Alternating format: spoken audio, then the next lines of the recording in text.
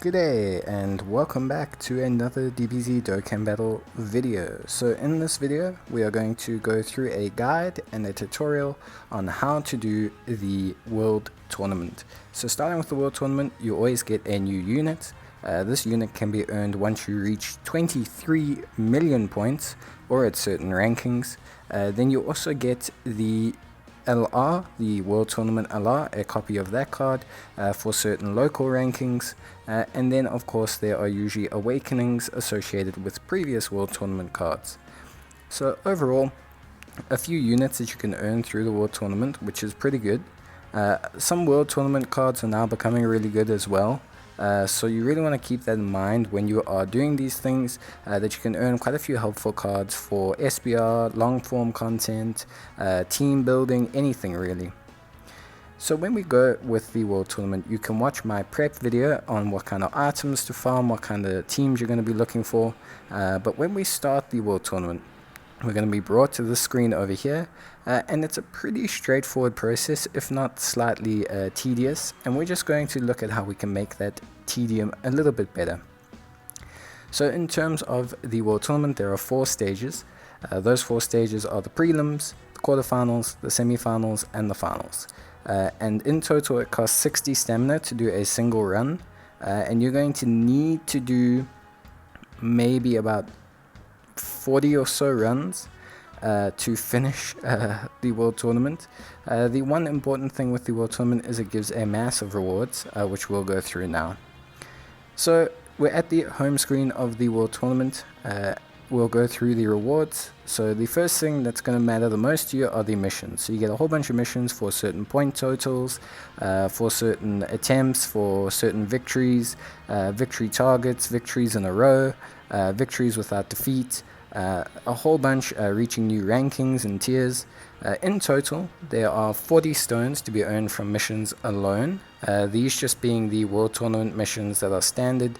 And to do these, you're going to need to get all the stones, you're going to need 20 wins in a row, which can happen at the same time, and you're going to need to earn around about 23 million World Tournament points to get yourself a free copy of the World Tournament unit. Once you've done that, you'll have pretty much everything done except for the cars. I always suggest going for the cars, but obviously you can avoid that if you wish. You don't have to go for it. So you need about 30 runs in total to get the World Tournament unit. You're going to need about 40 runs in total to get all the cars. You also get rankings and tiers. These are included in your missions, but basically if you follow the guide you should end up at Beerus tier at least. And we have local rankings and the overall rankings as well. So if you are in your top local rankings, if you're in the top 150, you get a copy of the World Tournament LR, and you get more as you go up. You also get some master marks, which you need to awaken those LR and other World Tournament cards, some money and some summoning tickets, a bit of friend points as well, but those are not the most important thing. And then of course, obviously we get the overall rankings as well, where you get a large sway of prizes, some dragon stones, elder cars, orbs, and of course multiple copies of the World Tournament unit itself. If you are super into the summoning tickets, which are highly valuable, and you really want the World Tournament card, you can go for these super high rankings, but just know you are committing yourself to a unholy level of grind over the weekend, which I don't always suggest. So this is the World Tournament rewards. Now that we've been through the rewards, we should take a quick look at the missions that you have. It's important to note that the stamina you spend on the World Tournament also does not count towards your daily missions, so you're going to need to set some stamina aside each day to do those missions specifically if you wish to get those done as well. But World Tournament missions amount to a daily mission of winning 3 times, which will give you another 3 stones, which you're probably going to use on stamina refills, but hey, at least you're refilling your stamina for free. And then you can do a whole bunch of additional missions to get World Tournament marks. You can do these if you need to catch up. I don't really do them. There's another way to get Masters marks beyond ranking points and everything.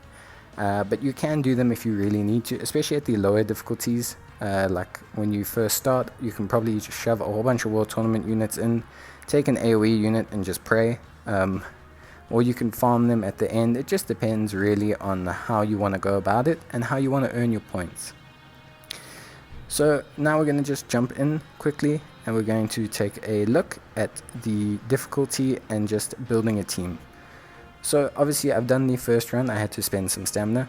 So for the tutorial video, the purpose is to build a team that can work for most free-to-play players. I will also go through some alternative builds, but as you go through victories, you're going to unlock harder and harder difficulties. The beginning difficulties are not that hard at all, but it can ramp up all the way to 30 times health, attack, and defense of the units, which can make them hit quite hard. In fact, the biggest problem with World Tournament is getting hit and then taking an immense amount of damage, because when you take that damage, you're going to die. So that's why we select certain items to avoid that and have certain units. So the number one unit you're going to take as your friend lead is either going to be the Strength Easy A Broly, or it's going to be the Physical Movie Broly, the Dbz Broly. Those are your number one options. Then in terms of support items, the ones you're going to want to take are the Ghost Usher, you're going to want to take Baba, you're going to want to take an Emperor Pilaf, I prefer to take both, and you're going to want to take a King Yemma. You can replace one of either Pilaf or Baba with maybe a health restore item, and that will help you greatly in terms of obviously keeping your health up. In terms of team build, it's pretty straightforward. In terms of the free-to-play build, so we've got here the Pure Saiyans lead Goku, and the reason why we have him is because you're going to want a lead that your friend falls under. Remember, in World Tournament, only your leader skill is active, your friend lead is not active. So you're going to need Goku and his Pure Saiyan lead skill at 77% to carry the team forward. And then we just build around that. We're basically taking our highest stat characters that we can. Alternative leads that you can take are obviously Metal Cooler Army with an 80% extreme lead. He is also a solid option and is 150,000 Ultimate Clash token points. Then you can obviously take the Easy Aid Prime Battle Frieza or the Easy Aid Goku. They're both very good leads with 90% super and extreme class respectively, and also with a 70% backup lead for the other typing. However, the issue with them is they're quite hard to get. So in terms of my team build, I'm going to just mainly roll with the Goku. He's going to be the number one option. Otherwise, I would suggest going with Cooler and picking an all extreme class build. But so we're going to go with Goku. We're going to take the April Fool's units since they have recently come out and most players should have them, but also they have great stats. Krillin is a great free-to-play card, but he does not have a suitable free-to-play lead, barring the Frieza or Goku, so I'm not going to suggest taking him, although if you're using Frieza or Goku, or basically any other category that Krillin can fall under, he is an exceptional unit for this World Tournament. So we will just take a look. These are the free-to-play options with all-out attacks. The number one thing in World Tournament is to have at least 2 units with all-out attacks, or attacks that hit all enemies. You can search for that using the search function, as I just did, by going skill effect, super attack, and all-out targeting special attacks. And you're going to want to have 2 of those units. You will have one in the friend lead, so you really just want to take at least 1 more of your own accord. And then because they are running under a single leader skill, most of the time, unless you have really good linking units, you're going to want to take at least 1 support. Units like Tora are very good because they give all allies 2 ki, which makes them really reliable. So in terms of team build, that's kind of what you want to focus on. It's going to be very helpful for you if you can build your team with these things in mind. And then obviously you want to fill up the last slot with either a super high stat category unit, or maybe we'll just take this Goku and Gohan card, because they provide some level of support to some of the units on the team. So that's going to be our free-to-play team build. There are better free-to-play team builds that we will go through after we do the 1 run of the World Tournament, but it's going to be the best that we can put out with the lowest effort cards that we can find. So in terms of this first stage, the secret to the first stage is actually not to fight. So what you want to do is you want to scan the area and first isolate where all the enemies are. You then want to immediately move away from all the enemies and try and isolate one on your own. the enemies will sort of auto path towards the point token. So what you can do is you can either move away from them or separate yourself from the other two. As you can see, I've gone to the bottom right hand corner because I'm hoping that when the other unit goes, he will attack the Broly. And then once you're here, basically you just want to have your cards eliminate them, especially the friend lead. In the early stages, you're not going to need to use too many items. In fact, you probably won't need to use any items at all. You're probably going to need to start kicking in items with this team build at around difficulty 10, which is after about 5 runs. Because of the item builds, generally what you want to do is you want to go one of two ways. So with items, you want to generally use a Ghost Usher if the unit that is attacking yours has type advantage, or if your unit cannot tank. So the units that can tank suitably are basically just the friend Broly and the Krillin if you are using him, and maybe sometimes Raditz if there is not a unit hitting him with type advantage. Otherwise, what you want to do is you then want to use a Ghost Usher to remove them. If you are if you do have a unit that can tank in that first slot, like how we had Broly, you're going to want to use a combination of the King Yemma and either the Emperor Pilaf or the Baba, depending on your situation. That way you prevent them from super attacking and also halve their damage by 50%, which is really going to help you get through that turn, and by then you should hopefully have your super attacking units come back. So that is going to be pretty much your item usage, and like I said, in this first stage we really want to try our best to avoid the other enemies. The reason being is because in the prelims, you can actually come second and still go through. So even though we are technically now behind the opposition, we can go second and still pass through to the next round. So as long as you beat one unit and let them beat each other up, there's a guaranteed chance of you going through, and you don't need to use so many items or take so many risks. And that is the number one angle to take with the prelim round. In the earlier rounds, you can maybe just clear them all out, but honestly, just get used to the notion of trying to avoid the fights. It's better for you in the long run, and even though it takes slightly longer, you will save more items. So then we get to the quarterfinals, and the quarterfinals, semifinals, and finals all follow a similar trend. You basically are just going to take on the units, try and get to them as quickly as possible, and take them out. On most of these maps, you will either get training items, awakening items, or you will get support items. A lot of them are gold items as well, so I do suggest picking those up when you can, because they will help replenish your stocks of awakening medals. A lot of them are World Tournament exclusive medals, of support items, of high class training items, and yeah, if you see Zenny, it's also like 100k Zenny as well. So please don't rush anything. If you are low on support items and you pick up a stage where there is a lot of blue gold items, you're really going to want to take those and do your best to pick them up as you go along, because that's really going to help replenish your stock. A lot of them are Ghost Ushers and King Yemmas, and that's really going to help you out, because those are going to be your number one used items, because you can obviously rotate between the Pilafs and the Babas. So there we go, quarterfinal done. We are currently ranking up through the tiers, and then we will head on to the semi-final very shortly. Like I said, all of these are the same, so there's not too much to go with them. In terms of your team build, obviously, like I say, your number one policy is, can my unit tank?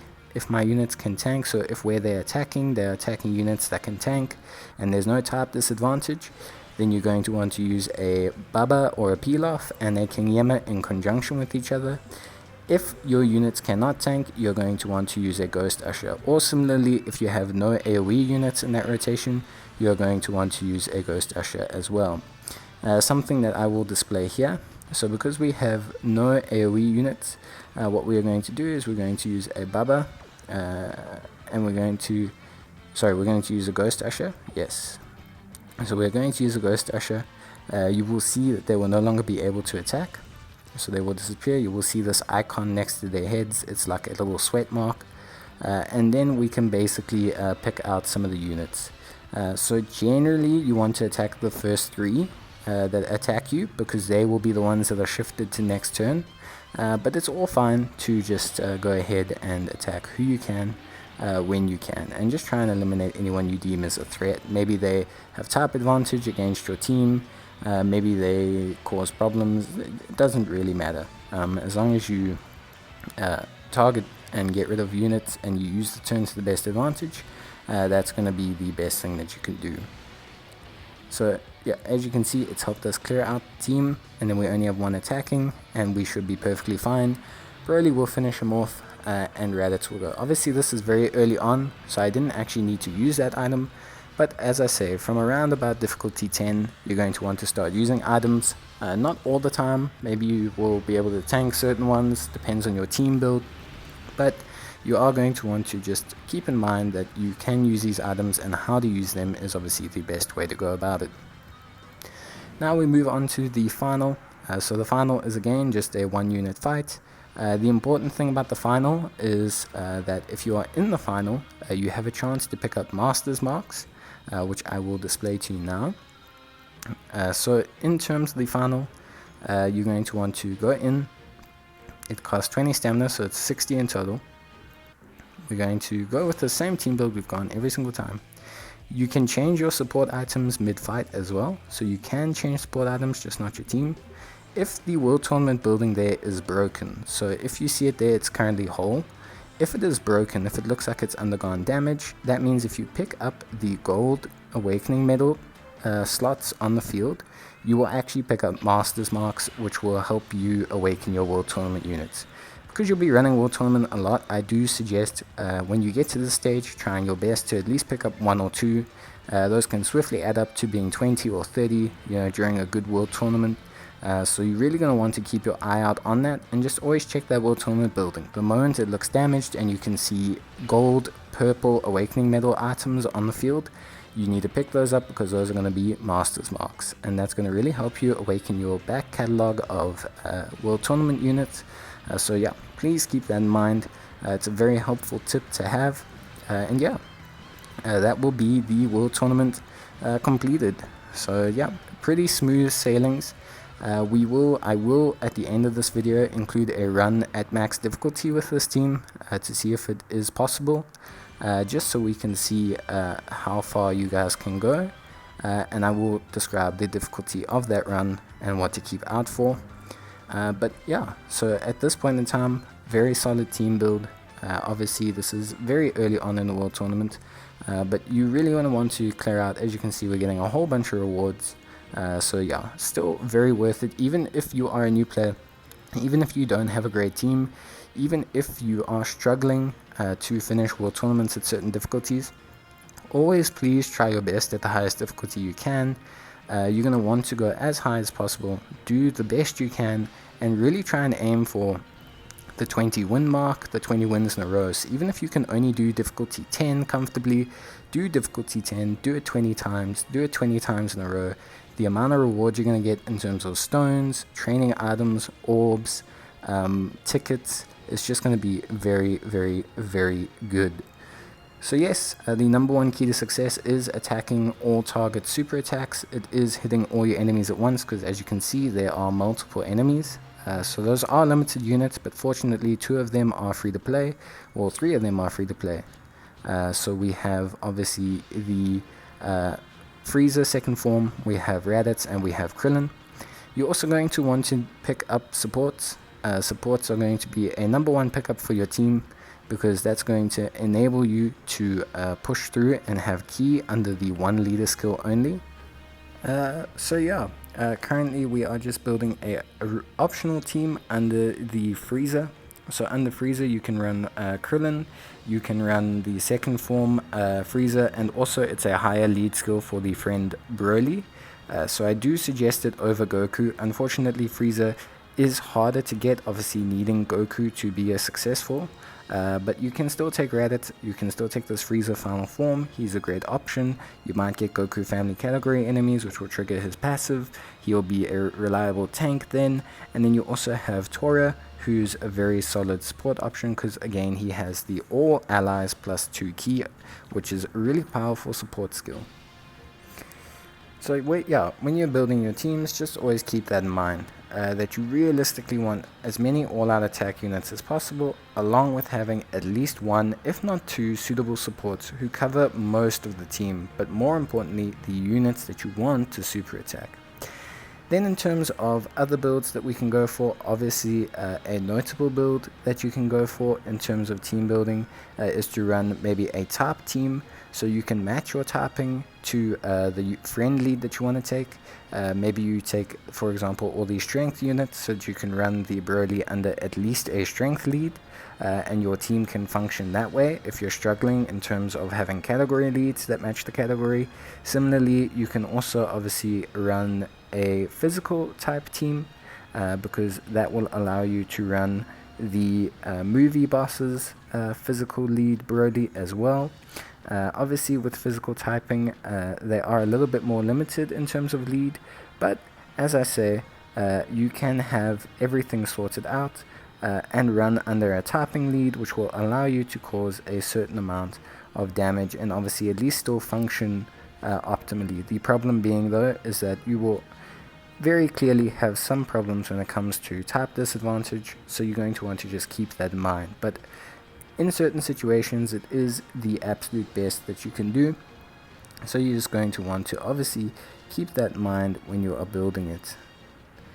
But beyond that, it's pretty much as good as it goes. In terms of optimal team building, we can go for the movie boss, the Dbz Broly. He's one of the optimal leads. Obviously, being a movie boss lead and a full power lead, he can run both the Krillin, the friend, LR Broly. He can run a whole bunch of powerful movie boss type cards, including your own Brolys. He can run himself, who is an AoE unit. He's got some great support units in Turles and in the Freezers. So it's really one of the more optimal team builds and optimal categories that you can use. And then finally, in terms of secret little tips that you can use, one of the number one units that you can actually use for World Tournament is a SR card that has no Dokkan Awakening, the Tech Jacko, the Patrolman. He has a guaranteed stun once per combat the moment he is in combat, and he's basically going to act entirely as a utility tool. He doesn't do any damage or anything, and you're going to want to put him off rotation as soon as possible. But the moment he comes in, he will provide your team with a full stun, which is really solid, obviously. We've just come back, just want to show off a couple more team options, just so you guys can have a good idea of various teams. So obviously we can run a interplanetary destruction / movie bosses hybrid team under the Broly. So that will be a very solid team in terms of performance. So you can definitely consider yourselves running that team. It will perform really well, and you can have the second form free-to-play Freezer as a second AoE option. Then the last team I wish to show you is the Superclass Pure Saiyans crossover team. So this is using the Pure Saiyans transforming Vegeta as a lead. He is one of the more powerful leader skills in the game, because you can obviously run the Brolys, any of the AoE Brolys that you wish, along with running any Superclass unit. So you can run units like Krillin, you can run units like AoE Piccolo, you can run any form of unit you want, and you can also have Turles as a support. So it's also a very, very powerful team. This is my usual go-to team. I just kind of like the synergy, I like how it functions. So it's definitely one of the teams that I certainly go for, because you can also have Raditz as well. So yeah, that's the last of the team builds, and now we will just go through the final attempt at the World Tournament. So this is at difficulty 30, which is the max difficulty for the World Tournament. You're going to want to keep in mind that in the prelim round you really don't want to go into too much combat, otherwise you're going to burn through a lot of items. So as previously said, avoid combat as much as possible so that you can obviously save your items and benefit from the World Tournament even further. But other than that, it's been pretty smooth sailing. If you don't have Broly in rotation, basically just opt out, use a Ghost Usher, or try your best and throw a King Yema and a Baba in the way. For the most part, you should be fine. So yeah. in terms of difficulty, we've obviously got 10 in a row. We've cleared quite a few missions, so the team has worked perfectly fine. And yeah, we're looking for the strength Broly as the lead. He does way more damage than the physical one, but if you can't find him, the physical one will work.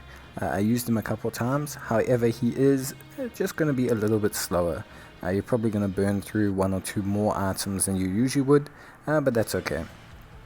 So here we are. We're going to check to see if it's a damaged World Tournament Center. It's not, but also we have a bonus team. So bonus teams are special category teams that rock up from time to time, and they provide an extra point boost to your total.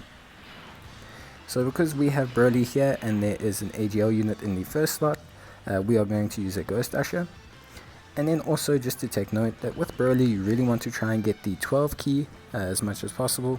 Getting the 12 key is going to help you double AoE super, which is way more valuable than a single target high damage super and a secondary AoE. The double AoE will generally clear everything on the map, AGL units included. So I definitely suggest that you go for the double AoE. It's going to be the much better option overall. But other than that, this is perfectly viable a team to do rank 30 and above. New players will struggle because they won't have as many items, but even item burn was not too bad. If you've been doing Bulma's battle prep in accordance with my prep video, you should be more than fine to take on this stage.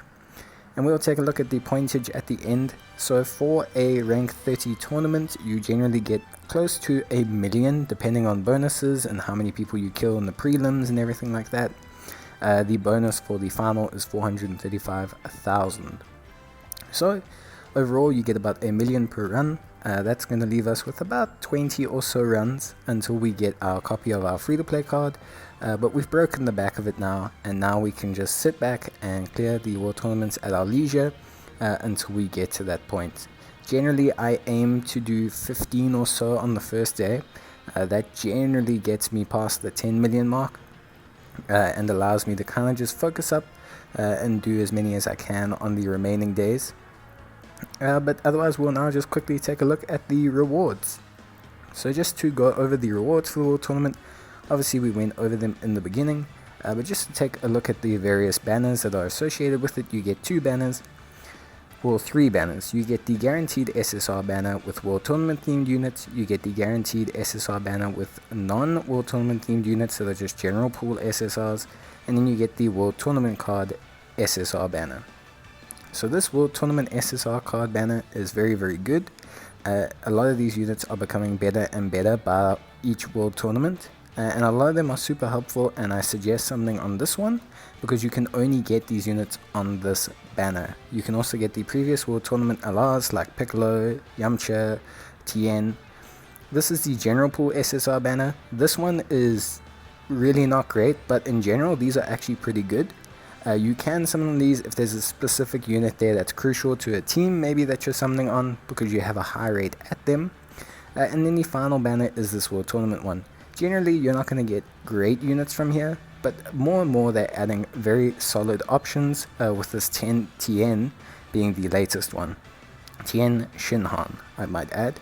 But Android 8 is pretty good, General Tao is pretty good, you can get Grandpa Gohan from here, so there are some really solid options that are starting to appear out on all of these banners. But to end off the guide and the tutorial, I hope you guys have had it's been a long video, but I hope if you watched it all, you know all the tips and tricks and the rundown on how to perform in the World Tournament as best you can.